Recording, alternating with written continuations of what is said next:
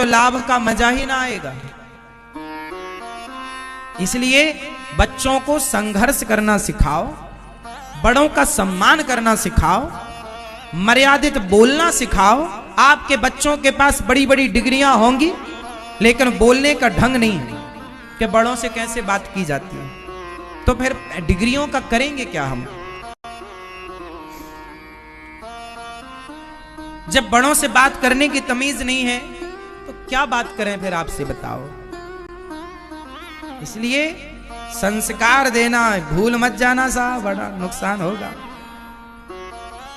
अपनी बेटी को संस्कार दो, बेटों को संस्कार दो, अच्छे से बोलने का संस्कार, अच्छे से बात करने का संस्कार।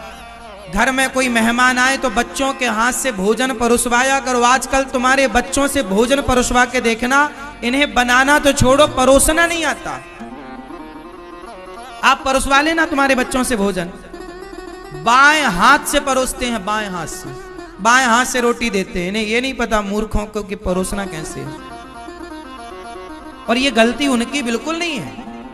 आप मम्मी कुछ ना कर बेटी, कुछ ना कर, झूला झूल तू, कुछ ना कर बेटा तू झूला झूल, तेरा बाप कमा रहा है, कमा रहा, तू झूला झूल। समय से जिम्मेदारी दोगे बच्चों को तो बच्चों के कंधे मजबूत होंगे।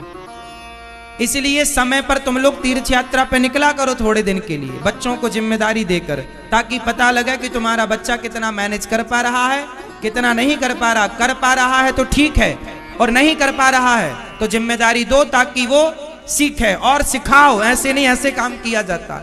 समय पर बोझ आएगा ना तो कंधे मजबूत होंगे, और समय निकल जाएगा तब बोझा पड़ेगा तो टूट जाएंगे कंधे। जिस दिन उसी दिन से बच्चों को काम पर लगाओ।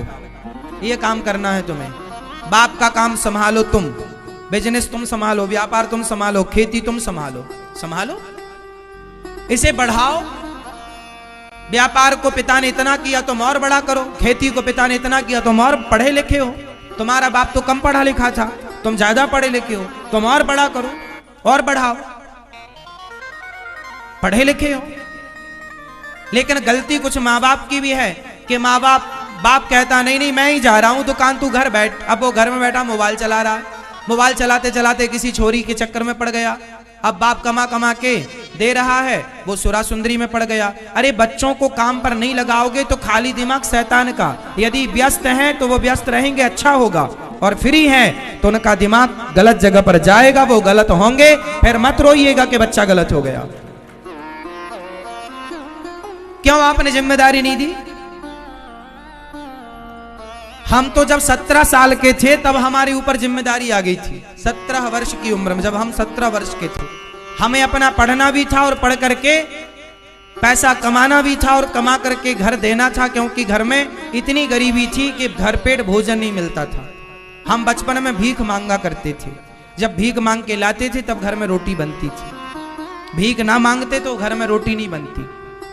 इस स्थिति से हम गुजरे हैं।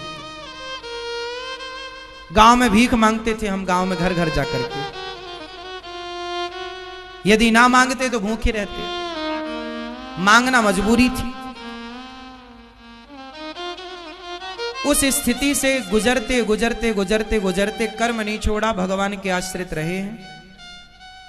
जीवन में कभी हार नहीं मानी, जीवन में कभी पलट कर देखा नहीं, कभी हमने ये नहीं कहा कि हम ये नहीं कर पाएंगे। इस